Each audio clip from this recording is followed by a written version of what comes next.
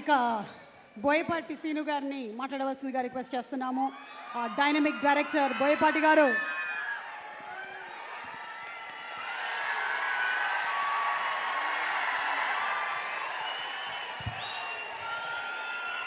Okay okay, జై Balayya.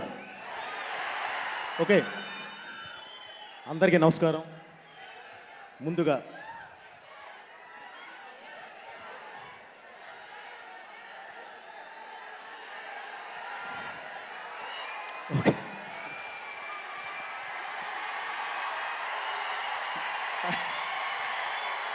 Thank you very much brother.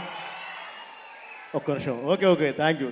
Okay, చేస్తాను. అఖండ 2 చేస్తున్నాను, నేను చెప్తాను. ఓకే ఓకే, చెప్తాను. నేను చిన్న టైం అటు ఇటు అంతే. ఓకే, ముందుగా ఈరోజు ఈ కార్యక్రమానికి వచ్చిన ఎక్కడెక్కడి నుంచో వచ్చిన అభిమానులందరికీ,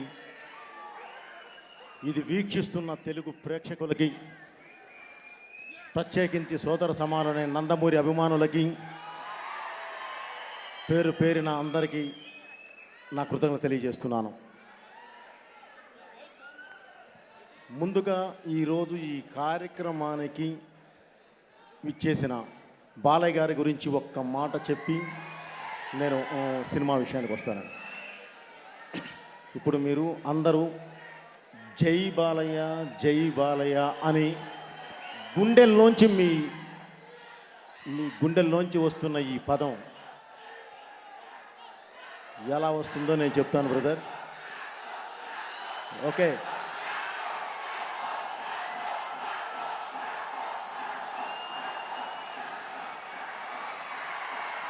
వా సూపర్. ఓకే బ్రదర్, అరే అలిసిపోయావు.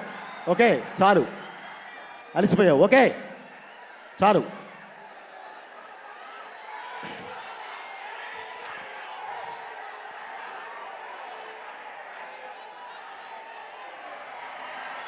ఓకే,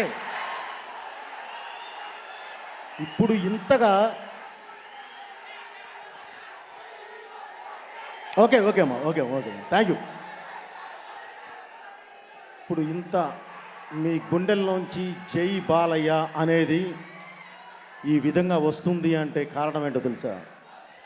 నేను బాలయ్య గారితో 15 సంవత్సరాల నుంచి జర్నీలో ఉన్నాను. ఆ జర్నీలో నేను తెలుసుకుంది ఒకటి మీకు చెప్తాను. ఇప్పుడు కొంతమంది వ్యక్తులు కాదు, శక్తులు. ఆ శక్తే బాలయ్య. ఎందుకో చెప్తాను.